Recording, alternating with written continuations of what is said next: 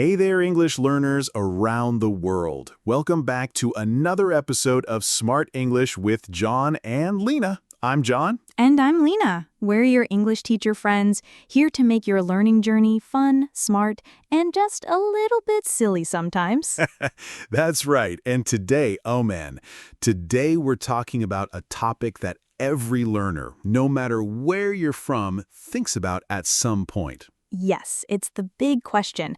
How can I start thinking in English? Or even more honestly, is that even possible? I remember one of my students once asked me, "Teacher, do I have to be fluent first to think in English?" I smiled and said, "Actually, it's the other way around." Exactly. Thinking in English is not a final step. It's part of the journey. But we know it can feel strange at first. Your brain is used to your native language. It's like your home. And English is like a new roommate who eats different food and watches weird TV shows. That's a great way to say it. It feels unfamiliar, sometimes uncomfortable. And at first, your brain is like, "Wait, I don't know these words. Let me translate first." But here's the thing, dear listener. Translating everything in your head can slow you down. And it creates more confusion when you're speaking. Let's be honest. Have you ever been in a conversation and your brain is working like this? Okay, I want to say I need to go to the bank. What's need in English? What's go? What's bank? Oh no, too slow. Yes, and by the time you remember the word bank, the other person is already talking about something else, like lunch. So our goal today is to help you stop that stressful back and forth in your head, to help you start training your brain to use English naturally, directly, without always needing your first language as a crutch. And don't worry, we're not expecting magic. We know it's not easy at first, but we promise, with small steps, fun techniques, and a little patience, you can think in English. In this episode, we're going to take you through 5 clear segments. First, we'll talk about why our brains love translating and why that's totally normal. Then we'll move into real-life examples of how to gently train your brain to think in English. Then we'll share some of our favorite tools, daily habits, and mental tricks that help you build what we call the English mindset. These are habits that real learners, like you, have used to become confident and fluent. And of course, we'll wrap up with a short recap and give you a super simple weekly challenge. Just one small thing you can try to build the skill naturally. Also, if you're listening right now and thinking, but I still make mistakes in English, I can't think in English yet, we want to tell you something important. Making mistakes doesn't mean you're bad at English. It means you're learning. Thinking in English is a process, and guess what? You're already doing it just by listening to us right now. Yes, you're already training your brain. Your ears, your brain, your understanding, they're already dancing with English. So give yourself a little smile. You're on the right path. And hey, this episode is for everyone. If you're a beginner trying to remember basic phrases, if you're intermediate and want to speak faster and more smoothly, or even if you're advanced but still feel like your brain takes a second too long to process what to say, Then keep listening. This episode is going to help you take that next step. all right, before we dive in, I want to ask you, our lovely listener, a quick question. Just think about this. What language do you hear in your head when you're alone? When you're brushing your teeth, when you're cooking, when you're walking alone? Great question, because those quiet moments are where your inner voice lives. If that voice starts to use English, even just 1 or 2 sentences, you're already thinking in English, my friend. Boom. You're not starting from zero. You're building from what you already have. And we're going to help you make it stronger, faster, and more natural. So get ready. We're diving into the brain next. Coming up in segment 2, why our brains love translating but might be holding you back. Let's look inside the learner's brain and break that translation habit once and for all. Stay with us. You're not just learning English, you're learning how to live in English. Welcome back, everyone. In segment 1, we talked about the big question. Can you really think in English? And we said, yes, you absolutely can. But before we learn how to train our brain to think in English, we need to understand why we don't already do it. Why is it so natural to translate everything first? Great question. And honestly, the answer is simple. Because your brain loves shortcuts. Yep, your native language is your brain's comfort zone. It's the language you've known since childhood. So when you learn a new language, like English, your brain says, wait a minute, I already know how to say this in my language. Why not just translate it? It's like using Google Maps every time you drive somewhere. Even if you've been there before, it feels safer. But over time, it makes you depend on it, and you never learn to drive confidently on your own. Exactly. Translating becomes a habit. And here's where the problem starts.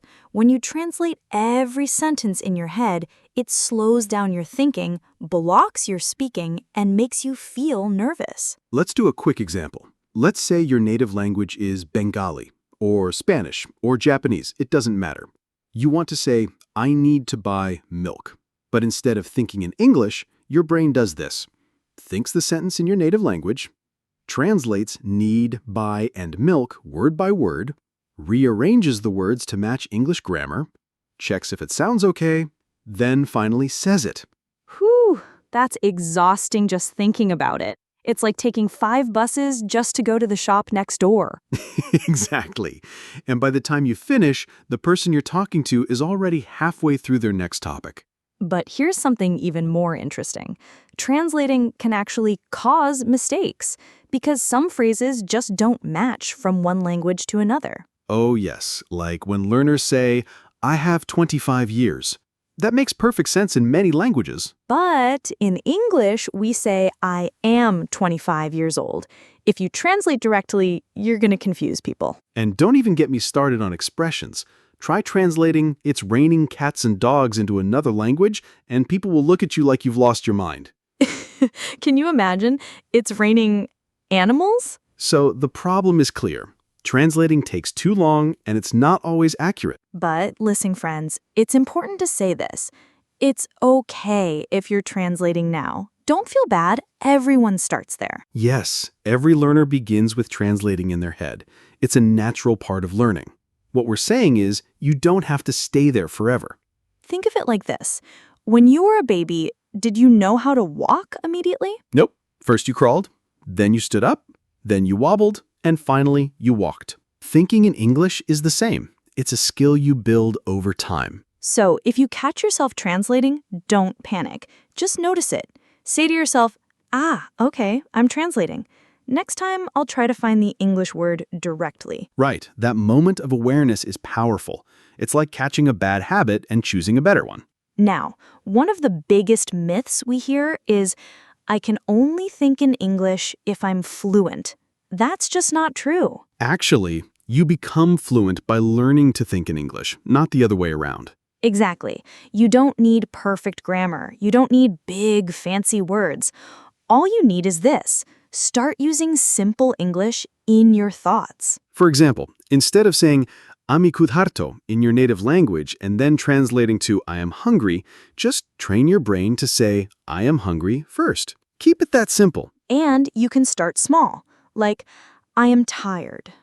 Where is my phone? I need to go. This is my favorite food. These are thoughts we all have every day. Start using them in English inside your mind. That's how thinking in English begins. You don't need a teacher. You don't need a classroom. Your brain is the classroom. Your thoughts are the teacher. Ooh, I like that. Your brain is the classroom. Your thoughts are the teacher. Can we print that on a mug? Let's do it. So, to recap this segment, translating is normal, but it slows down your speaking. It can create mistakes, and it can block fluency. But the good news, you can change this habit slowly. By using easy English phrases in your daily thoughts, you'll start thinking in English more naturally over time. And In the next segment, we'll show you exactly how, with fun, real-life examples of how to practice English thinking in your daily routine. So don't go anywhere, or just getting to the good part. Welcome back, friends. So far, we've talked about why our brains love translating and how it slows us down when speaking English. And now it's time to get real. In this segment, we're going to show you real-life examples of how to start thinking in English without translating word by word. This is where the fun begins. Let's start with a super simple example, your morning routine. Most of us do the same things every morning, right? Exactly. So here's the trick. Start your day by narrating your actions in English. That means just describe what you're doing, out loud or silently in your head. Let's try it together. Imagine you've just opened your eyes. You can say, I'm awake. It's morning. I feel sleepy. Where's my phone? Nice and easy. And it's okay if you don't use perfect grammar. The goal here is not perfection. It's practice. Think simple. Think naturally. Okay, now you go to the bathroom. What's next? I'm brushing my teeth. The water is cold. I need a towel. I look tired today. That's so real. And guess what? These are real thoughts, not textbook sentences. You're connecting English to your life, your routine, your reality. Here's another cool trick. Give yourself small challenges, like, today, I will describe everything I do while cooking. So while you're in the kitchen, say, I'm cutting vegetables. I'm boiling water. Where is the salt? Oops, I dropped the spoon. That's so real. And guess what? These are real thoughts, not textbook sentences. You're connecting English to your life, your routine, your reality. Here's another cool trick. Give yourself small challenges, like, today, I will describe everything I do while cooking. So while you're in the kitchen, say, I'm cutting vegetables. I'm boiling water. Where's the salt? Oops, I dropped the spoon. I love that. You can even pretend you're a cooking show host. Welcome to my kitchen. Today I'm making pasta. It feels silly, but guess what? It works. Absolutely. Now let's talk about walking or traveling. This is a great time to think in English. No distractions, just you and your brain. Exactly. If you're walking to school, work, or the store, try saying things like, it's sunny today. There's a dog on the street. That building is tall. I see a red car. These are real thoughts. You're not translating. You're seeing and thinking directly in English. That's the key. And if you're on a bus or train, imagine you're in a movie. Be the narrator of your life. The man in front of me is reading a newspaper. I forgot my headphones. I hope I'm not late. Here's another fun method. Talk to yourself in the mirror. Just have a conversation with your reflection. Hi, how are you today? I'm fine, thank you. And you? I feel a little tired, but I'm okay. It may sound funny, but speaking to yourself builds confidence. It helps your brain get used to forming sentences without fear. And guess what? No one is judging you. The mirror won't laugh at your mistakes. It's a safe practice zone. Another powerful method is daydreaming in English. We all daydream sometimes, right? Thinking about the future, about what we'll do later, or having imaginary conversations. Try doing that in English. For example, today, I'll go to the cafe. I'll order a coffee. Maybe I'll sit near the window. Or, what if I meet a tourist and they ask for directions? Yes, pretend you're helping someone. Excuse me, can you help me find the train station? Yes, go straight and turn left. These imaginary situations prepare your brain for real conversations. You'll be ready when it actually happens. Here's another great way to practice. Use social media or YouTube in English. Watch short videos like cooking, DIY, or even funny clips. And repeat what they say. Or try to explain what's happening in the video. He is putting eggs in the bowl. She is laughing at a joke. They are dancing at a party. And you don't even need to say it out loud. You can think it silently. The brain is still practicing. Let's talk a little bit about emotions too, because we all have feelings, and feelings are thoughts, right? Yes, so use English to describe how you feel. Like, I'm excited today. I feel nervous before the exam. I'm happy it's Friday. That builds emotional vocabulary. And when you learn to describe your feelings in English, you start building real fluency. And also, don't worry if you don't know the word. Just use what you can. If you don't know disappointed, say not happy. That's still thinking in English. That's right. Use basic words. Don't stop thinking just because of one missing word. Okay, John, let's give our listeners a mini challenge. Oh, yes. All right, listeners, here's your challenge for today. Pick 1 hour today where you will think only in English. Choose a time when you're doing something simple, walking, cooking, or cleaning. No translating, just easy English sentences in your mind. You don't need to speak perfectly. You don't even need to speak out loud. Just think. Even if it's only, now I open the window. The air is fresh. I hear a bird. If you do this every day, even for just 5 or 10 minutes, you will start building the English thinking muscle in your brain. And remember, it's okay to repeat the same sentences. Repetition builds memory. Don't try to be perfect. Just try to be consistent. That's how kids learn language too, through repetition, daily use, and fun. Speaking of fun, don't forget to smile while thinking in English. It makes it feel lighter, more joyful, and your brain remembers things better when you're happy. Coming up next in segment 4, we'll share some of our favorite tips, tools, and mental habits that you can use every day to strengthen your English thinking, even if you're super busy. Can't wait! But first, take a deep breath and say this with us. I can think in English. I'm already doing it. Yes, you are. Let's keep going. Welcome back, friends. In the last segment, we gave you real-life examples, brushing your teeth, walking, cooking, and how to narrate your daily life in English. Yes, that was so much fun. And if you haven't tried it yet, don't worry. You can start today. It's easy, free, and powerful. Now, in this segment, we're going to share practical tools, mental habits, and simple tricks that will help you build your English brain. You ready? Let's do this. Tip number 1 is simple but powerful. Label everything in your home in English. Yes, use sticky notes or pieces of paper.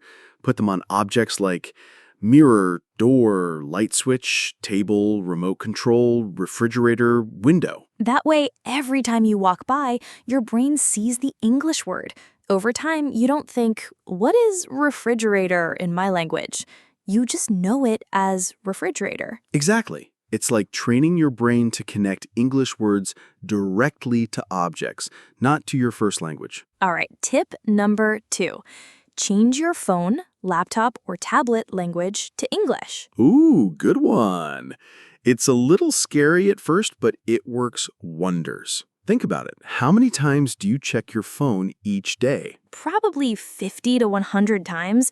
If your phone says settings, notifications, battery low, update available, your brain gets used to English automatically. And you'll start learning tech words without trying, like storage, volume, brightness, and download. Super useful, right? Totally.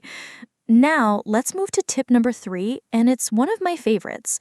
Talk to yourself in English, out loud, or silently. I do this all the time when I'm learning a new language. Some people feel shy about it, but let me tell you, it's one of the best ways to build confidence. Talk to yourself while you're doing chores, like, I'm cleaning the floor. Where is my other sock? I'm hungry. What should I cook? You're not just thinking in English, you're living in English. No need for grammar books or worksheets. Just live your life in the language. Now, here's tip 4, and it's something many learners forget.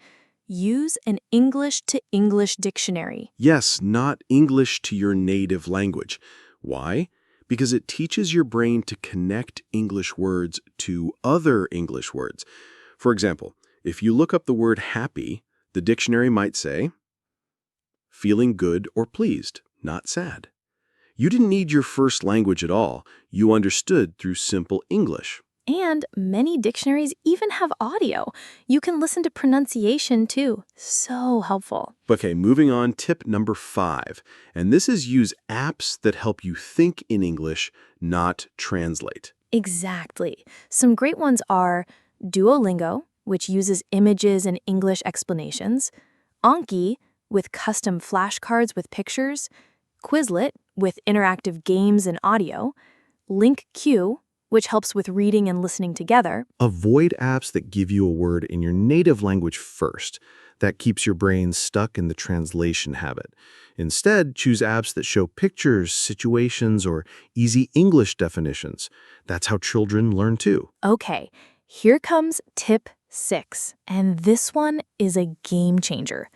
Use categories to organize your English thoughts. Oh yes, here's what you do. Pick one topic each day. Monday, food. Tuesday, emotions. Wednesday, travel. Thursday, clothes. Friday, hobbies. Then, during the day, try to think only in English when you're talking or thinking about that topic. So let's say it's food day. You might think, I'm eating rice. Do I have eggs? This soup is spicy. Next day is emotions. So now it's, I feel tired. I'm excited for the weekend. That video made me laugh. This makes your learning focused and less overwhelming, and each day you grow stronger in that area. Now, let's talk about tip number 7, and this is something many learners forget. Listen more than you speak. Let your ears train your brain. Yes, listening is powerful. And it's okay if you don't understand everything. Just keep listening. Your brain will start to recognize patterns and sounds. Try listening to English podcasts, music, or TV shows with subtitles first, then without. Repeat short sentences. Shadow the speaker. That means pause and say the sentence again exactly like they did. Even 10 minutes a day helps. It's like exercise for your ears and your brain. Here's a fun bonus tip. Name your emotions in English when you feel them. This is big. If you're angry, say, I'm frustrated. If you're happy, I feel great today. Naming your emotions helps you stay calm, and it also builds emotional vocabulary, which is so useful in real conversations. Okay, Lena, we've given them a lot of tips. Let's do a quick recap, yeah? Absolutely. Here we go. 7 powerful tools and habits to build your English brain. Label things around your home in English. Change your phone or computer to English. Talk to yourself in English during daily tasks. Use English to English dictionaries. Use smart apps that avoid translation. Focus on one category per day, like food, emotions, or travel. Listen daily, podcasts, music, or shadowing TV shows. And don't forget that bonus tip, name your emotions in English to connect your feelings with your words. Remember, it's not about being perfect. It's about building small habits every day. Thinking in English is like growing a garden. A little water and sunlight daily, and boom, it starts to bloom. That's a beautiful way to put it. Just like a plant grows 1 inch at a time, your English brain grows 1 sentence, 1 thought at a time. Coming up next is our final segment, a quick recap and a motivational challenge to help you stay on track. So stick with us, you're almost at the finish line, and we're cheering for you. And here we are, our final segment. If you've been with us from the beginning, first of all, give yourself a big round of applause. You've taken a big step toward becoming a fluent English thinker. Absolutely. You've done something amazing just by listening and learning. So before we close the show, let's do a quick, easy recap. We covered a lot, so let's review the golden nuggets of this episode. Let's do it. In segment 1, we talked about what it really means to think in English. It's not some magic trick. It simply means you start using English inside your mind without translating everything from your native language. Right. We discussed how most learners rely on the translate, think, speak pattern, which slows down their fluency. Our goal is to help you skip the translation part and go straight from thought to English. Then, in segment 2, we explored mental barriers, those voices in your head that say, I can't do this, or my English isn't good enough. And we said, hey, we hear you, but don't believe those voices. Yes, we reminded you that fluency is not perfection. It's confidence, it's clarity, it's progress. And most of all, it's a skill you build, just like learning to ride a bike or cook pasta without burning it. In segment 3, we got real practical. We showed you how to start thinking in English in your daily life while brushing your teeth, cooking, walking to work, or getting dressed. Exactly. That's when real learning happens, in the ordinary moments. You don't need a textbook to say, I'm washing my face. Where are my shoes? Oh no, it's raining again. And then came segment 4, which was packed with powerful tools and mini habits, from labeling your house to changing your phone language, using English to English dictionaries, and naming your emotions in English. So many golden ideas. I especially love the idea of category days. Monday is food. Tuesday is travel. Wednesday is emotions. That helps your brain stay focused and build vocabulary faster. And that brings us here, to this final segment. Now, we want to leave you with motivation, encouragement, and a personal challenge. Why it's okay to think slowly. Let's start here. Thinking in English doesn't mean thinking fast in English, at least in the beginning. Yes, in the beginning, your English thoughts may feel slow, strange, or even broken. But guess what? That's normal. That's like learning to dance. You step on your partner's feet at first, right? Haha, totally. You might say, I go store now. And that's fine. Eventually that becomes, I'm going to the store now. And later, I need to grab a few things from the store real quick. It's not about speed. It's about building a natural rhythm in your thoughts. That rhythm gets better the more you practice. All right, here's your challenge, friends. We call it the 7-Day Think in English Challenge. Are you ready? Day 1, label 10 items in your room in English. Day 2, change your phone or one app into English. Day 3, narrate your actions out loud during one task, like cooking. Day 4. Listen to a podcast or video and repeat 5 sentences aloud. Day 5. Write your emotions in a notebook in English. Day 6. Use an English to English dictionary to look up 3 new words. And Day 7. Spend 10 minutes thinking silently about your day only in English. Simple, right? It won't take more than 15 minutes a day, but these small steps will rewire your brain for English. Exactly. Don't try to do it all at once. Focus on progress, not perfection. Even one English thought per day is a win. Okay, Lena, before we say goodbye, what would you tell our listeners who feel scared, shy, or unsure if they can really think in English? I'd say this, you don't need to be a genius. You don't need to be perfect. You just need to be curious, be patient, and show up every day, even just a little bit. That's beautiful. I'd add this. Thinking in English is not just a skill, it's a mindset. It's choosing to live a little more in English every day. And that choice, that's powerful. And you're not alone. Every English speaker started from zero. Even native speakers had to learn as babies. Your journey is just as real, just as important. You've got this. We believe in you. And that's a wrap for today's episode. How to think in English. Is it even possible? Spoiler alert, yes, it is. Before we go, remember to follow or subscribe to our podcast so you don't miss the next episode. And if you liked today's show, share it with a friend who's also learning English. Maybe you can do the 7-day challenge together. If you want more tips, exercises, or bonus materials, check the description of this episode. We've got some free downloads waiting for you. Thanks for learning with us. Stay curious, stay positive, and most of all, keep thinking in English. Until next time, this is John. And it's me, Lena.